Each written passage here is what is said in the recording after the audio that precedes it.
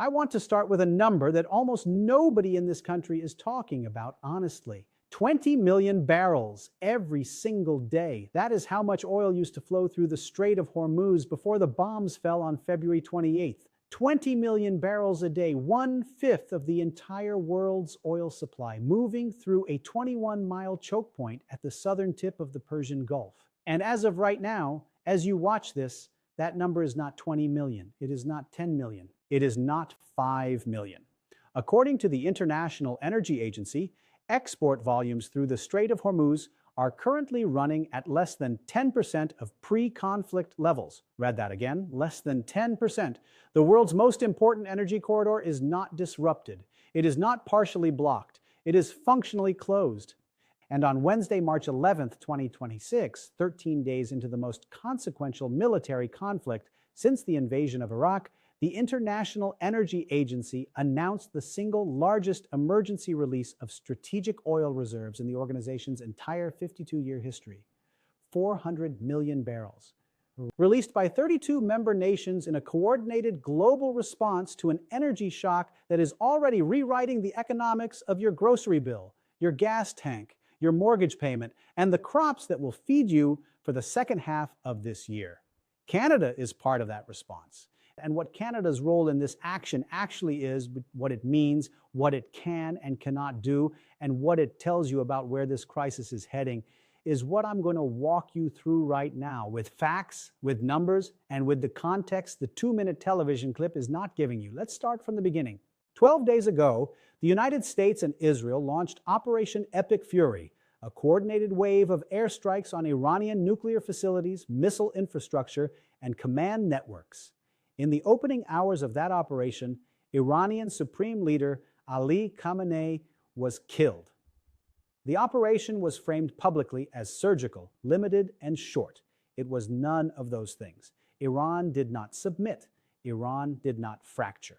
Iran closed the Strait of Hormuz and declared every vessel attempting to pass through it a legitimate target. Within days, 10 ships had been attacked, 5 crew members killed, and 150 vessels were sitting anchored outside the strait, unable to move in either direction. Insurance markets walked away entirely. When protection and indemnity coverage evaporates for a shipping lane, the lane stops functioning. Not because of missiles, because of math. Before the strikes, Brent crude was trading around $70 a barrel. By March 2nd, it had jumped to 82s. By March 5th, 83. By the following week, it had crossed $100 and then surged to nearly $120 a barrel, the most volatile trading period in modern oil market history, before pulling back sharply after the president made confusing public statements about the war being nearly over. As of the day of the IEA announcement, oil was trading just below $90 a barrel, up from $64 before the conflict began.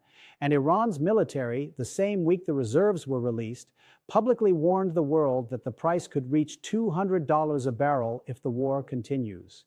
That warning is not propaganda. It is a statement of market arithmetic. Iran controls the valve. Iran is deciding who drinks. Qatar, which supplies roughly 20% of the world's liquefied natural gas and which Europe depends on for 12 to 14% of its LNG, halted all gas production on March 2nd and declared force majeure on all gas contracts 2 days later. European natural gas prices nearly doubled overnight. And the alternative shipping route that the entire global logistics industry pivoted to during the Houthi crisis in the Red Sea, the port of Salalah in Oman, was struck by Iranian drones. Fuel storage tanks were set ablaze, and Maersk halted all operations there until further notice. The primary route is closed. The backup route is being closed. And the world's largest energy agencies have now been forced to act in a way they have never acted before in their history. That is the context in which Canada stepped forward on Wednesday. Natural Resources Minister Tim Hodgson stood in front of reporters on the way out of a Liberal caucus meeting on March 11th and said 4 words that were being broadcast around the world within hours. Canada will do its part. That phrase requires unpacking because it is carrying an enormous amount of weight, and the specifics behind it are more complicated and more interesting than the headline suggests. Here is the first thing you need to understand about Canada's position in this crisis. Canada is the only G7 nation on Earth that does not maintain a strategic petroleum reserve.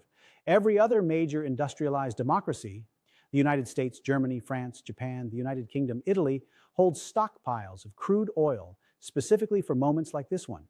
Emergency reserves, oil in tanks, in salt caverns, in storage facilities, sitting there for the day the market breaks.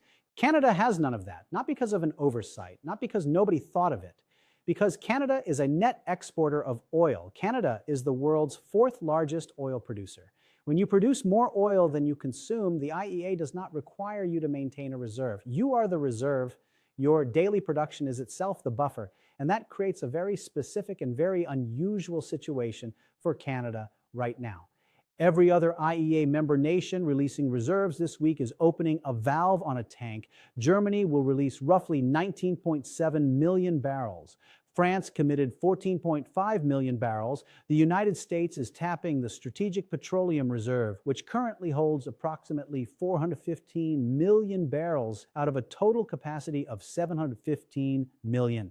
These are physical stockpiles being drawn down and pushed into the market. Canada's contribution looks different. Canada's release, and then Hodgson was careful to say he would have more details in the next day or two, will come primarily through measures that increase the flow of oil already being produced, delaying scheduled maintenance at oil sands facilities, asking refineries that currently run on imported crude to switch to domestic supply, freeing up those imported barrels for global markets, finding every available barrel inside the existing pipeline system and getting it moving faster.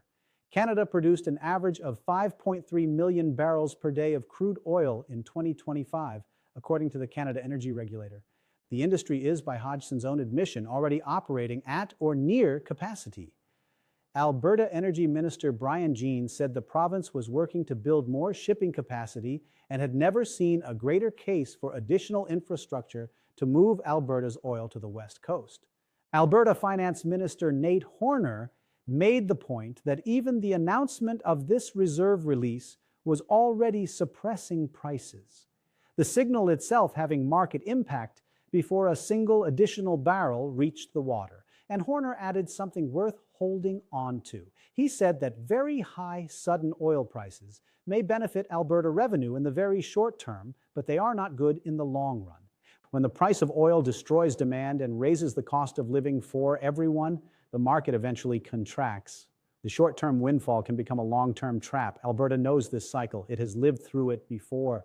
Part 3, what the IEA action actually is. Let's be precise about what happened on March 11th, because the scale of it is genuinely without precedent. The International Energy Agency was founded in 1974, directly in the aftermath of the Arab oil embargo, the last time a geopolitical event produced an energy disruption of the magnitude we are now watching unfold.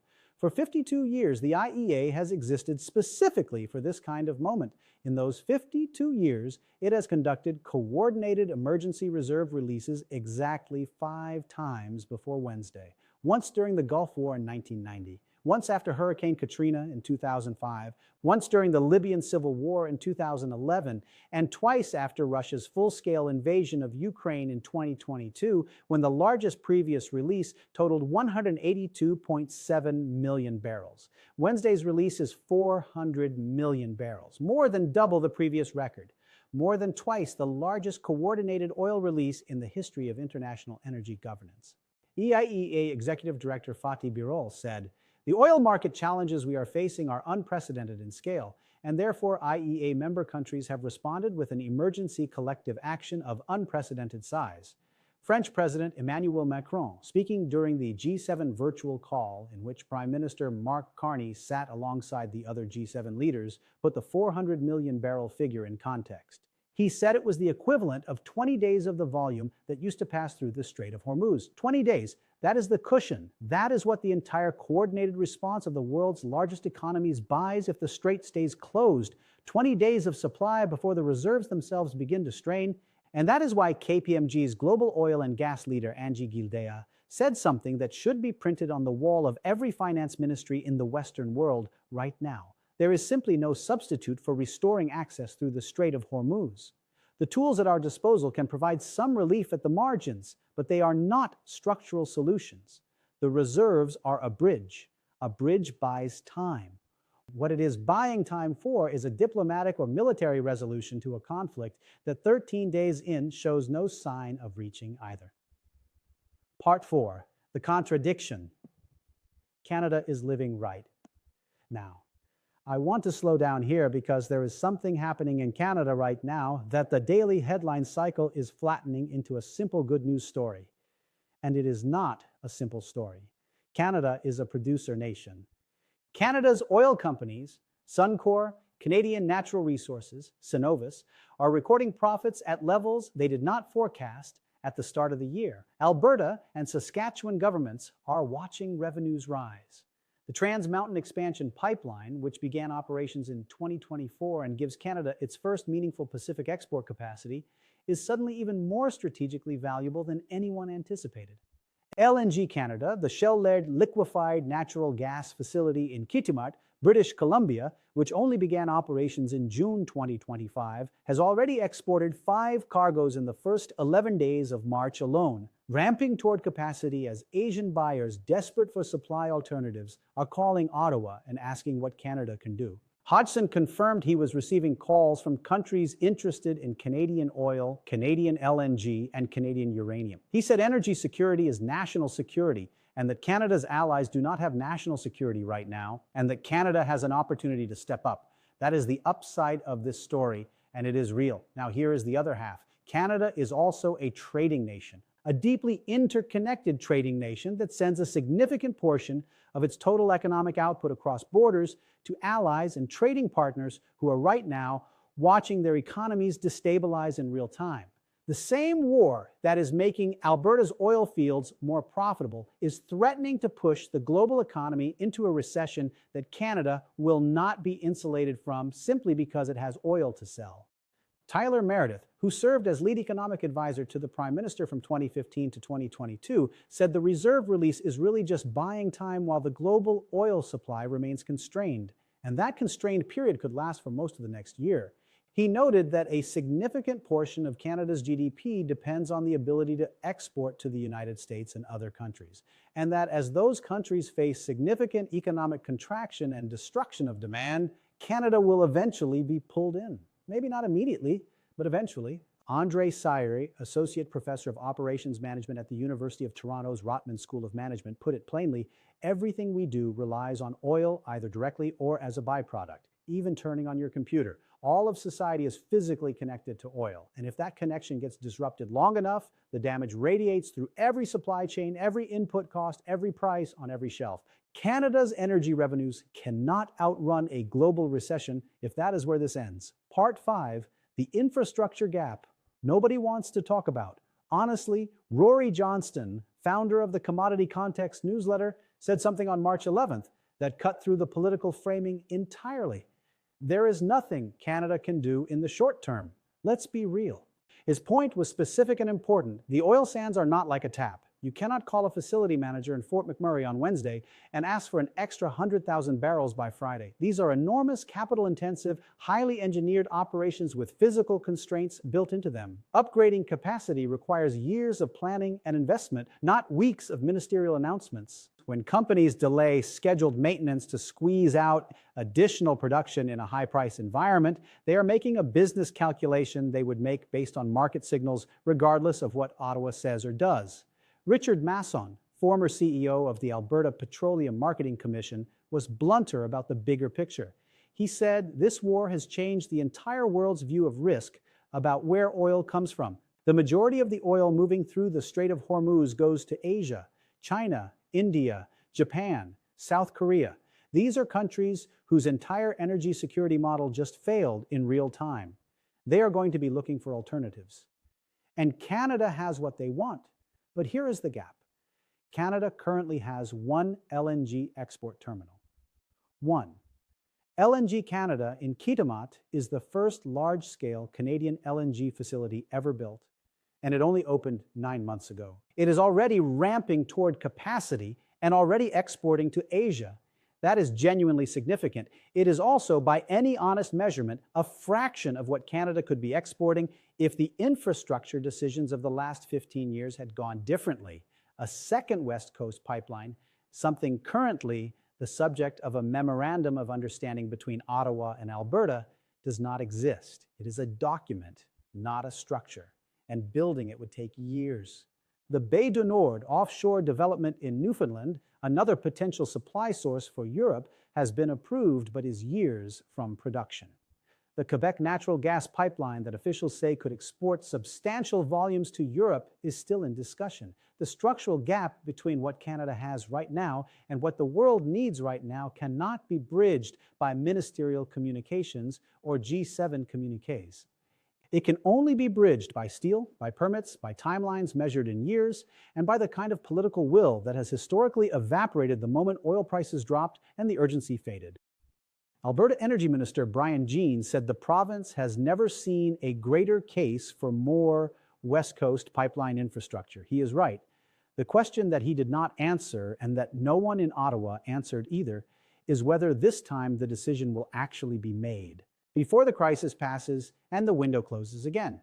Part 6, what this means for the Canadian family. Let me bring this out of the policy level and into the kitchen. Oil prices are set globally. That means that when Brent crude rises from $64 to $90 to nearly $120 a barrel in the span of 2 weeks, the price of gasoline in Edmonton and Toronto and Vancouver rises with it. Full stop. The fact that Canada produces oil does not insulate Canadian consumers from global oil pricing. The oil that comes out of Alberta is sold at world prices, and the gas at your pump reflects world prices. According to the Center for American Progress, in the first week alone after Operation Epic Fury began, the average gasoline price in the United States rose 48 cents per gallon. The dynamics are similar in Canada. Diesel is tracking at multi-year highs. The consumer price index in both countries had been trending in the right direction. That progress is now being unwound. But the downstream risk that should concern you more than the gas price is what is happening to food costs over the following months. 1/3 of the world's fertilizer trade moves through the Strait of Hormuz. The price of urea, the primary nitrogen fertilizer for corn and soybeans, jumped more than 40% in the 2 weeks following the outbreak of conflict. That price shock is landing at the exact start of spring planting season for the Midwest and for the Canadian prairies. Fuel costs account for 40 to 50% of variable crop production expenses. If fertilizer prices stay elevated through the planting window, and there is no reason right now to expect them to drop while the strait remains closed, the food price consequences will arrive in grocery stores in the second half of 2026 in ways that make today's pump prices look minor. This is not speculation. The supply chain disruption is already in motion. The planning window opens in weeks. The math of that collision has already been set, and the reserve release, as meaningful as it is, does not address the fertilizer supply chain at all. 85% of polyethylene exports from the Middle East transit the Strait of Hormuz. Polyethylene is the feedstock for packaging, for automotive components, for consumer goods across the entire product range of modern life. When global logistics analysts talk about terminal congestion intensifying within 2 to 5 weeks as diverted ships cluster at alternative ports, they are describing a cascade that is already building in real time. The IEA release addresses oil. It does not address the polyethylene supply chain, the LNG gap, the fertilizer pricing shock, or the fact that Maersk and Hapag-Lloyd have already suspended Middle East routes entirely. The reserve release is the right action. It is also a partial action.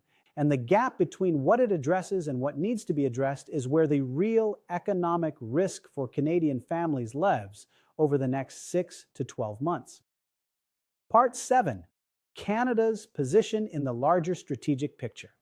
Let me close with something bigger. Canada is in an unusual position in this conflict and in this economic moment. It is an IEA member that cannot contribute a reserve in the traditional sense, so it is contributing through production and supply reorientation. It is a trading nation whose largest trading partner is running a war that is disrupting the global economy. It is an oil producer whose revenues rise when the world's oil supply is threatened, even as the broader economic disruption that comes with that threat puts its own long-term growth at risk. It is a country with some of the world's largest and most ethically produced hydrocarbon reserves, but with infrastructure gaps that have limited its ability to be the reliable global supplier that the current crisis is demonstrating the world desperately needs. Hodgson said it directly on Wednesday. Energy security is national security.